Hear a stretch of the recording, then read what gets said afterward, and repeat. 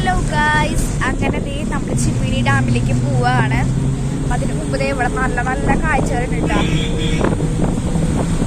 കണ്ടാ, ഇത് കാരണം ഞാൻ വിൻഡോ സീറ്റിൽ വന്നിട്ടായിരിക്കുന്നത്. എൻ്റെ അമ്മയും